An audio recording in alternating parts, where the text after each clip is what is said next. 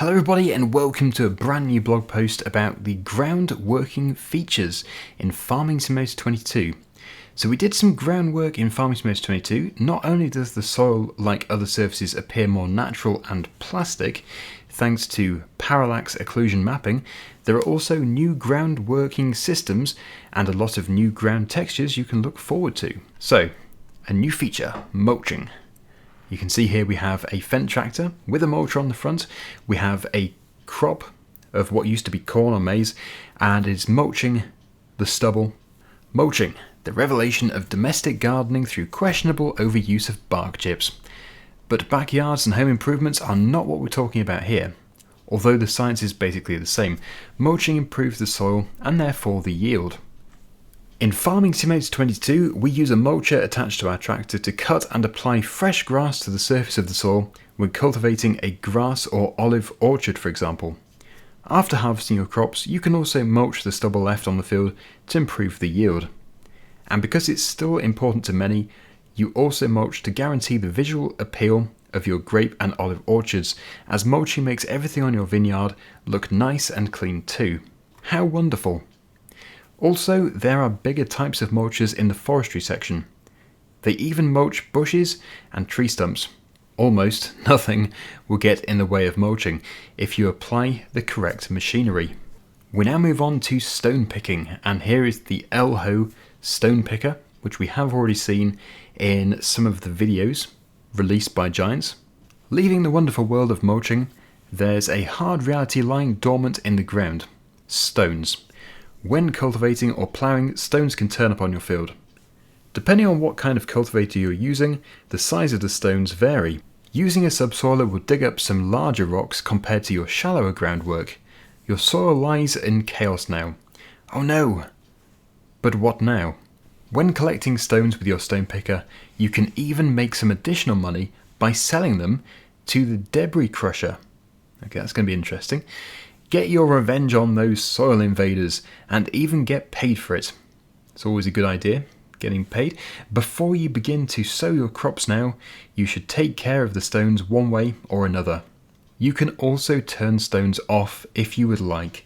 I know lots of people will be very pleased to hear that, because although it's very nice to have that feature, adds a bit of realism, adds more things to do, the preparation of the soil. I know that some people won't want to do it, and if you've done it an awful lot, maybe you just want to get on with it.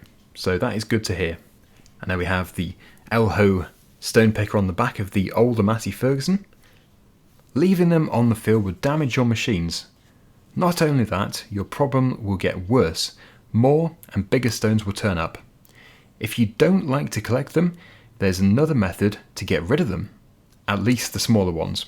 Here comes another ground working mechanic into play that ties into stones. Yes, stones are the gift that keep on giving. Soil rolling. I think that's a Massey Ferguson 7715, if I'm not mistaken. I can't really see the model number from here.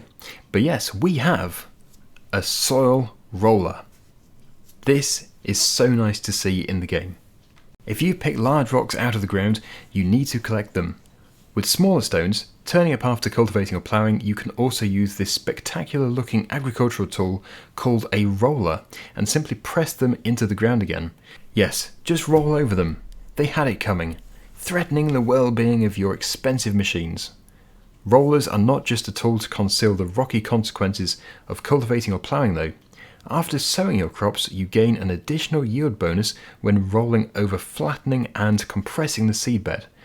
Considering the type of crop and field size, we're talking about a considerable amount of money. There's also incentive to get your roll on when you're a grassland enthusiast, as rolling around on your meadows grants you a fertilizing stage.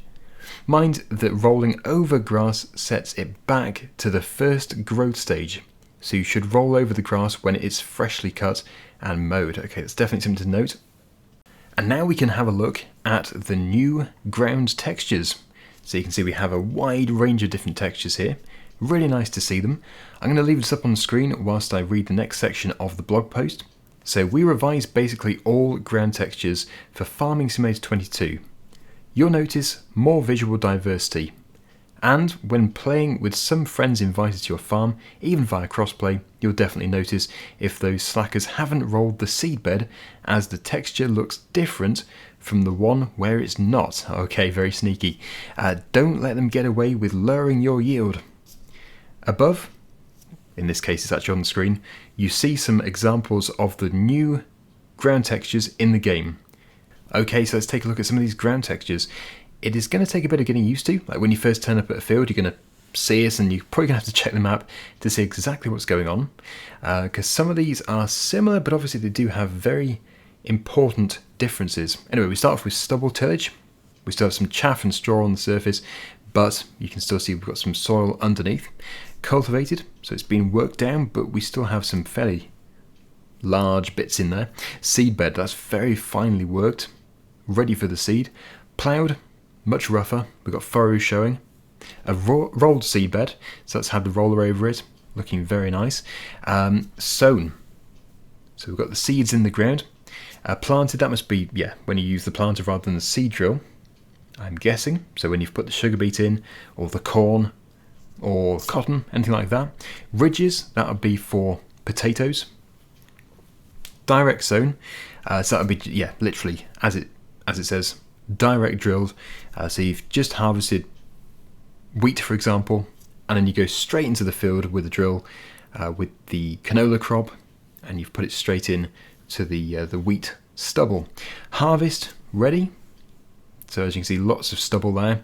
Harvest ready too. That'd be for a different crop type, probably potatoes, maybe sugar beet. And then we have grass and grass cut, much lighter when the grass has been cut. So very nice to see these differences between all the different ground textures, many of them as well. I can't wait to see this in the game. Like when you're actually playing, I guess it's going to be quite complicated telling the difference between rolled seedbed and sown. You would have to check the map, or actually there will be the field info, which will pop up on the screen.